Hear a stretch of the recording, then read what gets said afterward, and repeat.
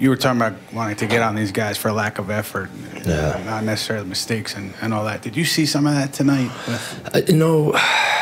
Again, it seems like we just, now it's bouncing around on us, but we always just seem to have a quarter where just nothing is clicking for us. And that first one, right out the gate, they punched us. We didn't see the ball go in on multiple open shots. And again, I think that affected our defense. And they really ran up the score. And after that, that's the hard part. You look at the next 3 quarters and you play them even, pretty much all the way through. But, you can't recover from a 20-point spot. So I don't know if it was necessarily effort. I want to watch the film before I make that judgment. I mean, it is the second night of a back-to-back, but, I mean, is it disappointing? No excuses, Mark. No, we're not going to let them have that. I'm never going to let our guys have that out. That's the NBA. Everybody plays back-to-backs. We for whatever reason, we came out flat, and they came out firing. And, we didn't wake up until the second quarter and really start playing the game. So, part of the lessons. These guys got to understand how to prepare for back-to-backs. The games keep coming, and you just have to understand how to, build your routine out and get yourself ready to go on that second night. What went into the decision to sit Frank? We was just getting our butt kicked, and I wanted to look at something different.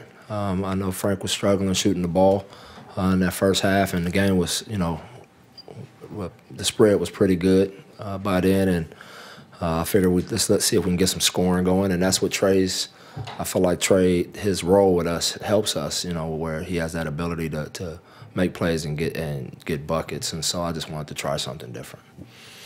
I mean, I guess a bright spot is Mitchell and his block shots. Do you feel that, he's going to hit a double-double in that? Yeah, I'm always looking for those little victories. I have to find those. Those are the things that, that we can build on. And so I was really happy with the way he pursued tonight and competed. It was good to see Kevin do some good things out there as well. See the ball go through the net, have a good tip dunk. I thought and thanks to Coach Cliff, Coach Cliff was running, a lot of catch and shoots at Kevin in the second half, and it really gave him some opportunity to work on his catch and shoot defense, chasing Ross around.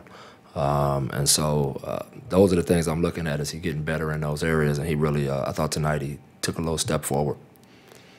Did you see anything after taking Frank out and looking at the other things that you wanted to look at that would lead you to consider any kind of a lineup change? I'm always considering it anyway, so it wasn't nothing necessarily tonight. Those 3-point guards are, I always have to keep an open mind about them and be fair because they're all 3 young. They're all developing.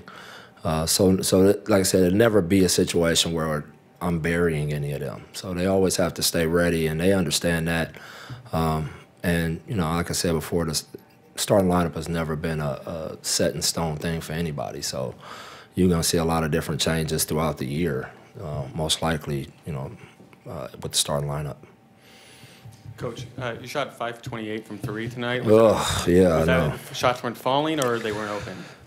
Well, it was a mix of both because we had, I know it was, I would say at least, 9 to 12 that were open or, uncontested. And they just, for whatever reason, that ball was not going in. And it seemed like everything they threw up was hitting the bottom. It wouldn't even, the net wasn't even moving on some of those shots. They were so accurate with their stuff. And it was just one of those nights. We got blitzed early, and our offense, affected our defense.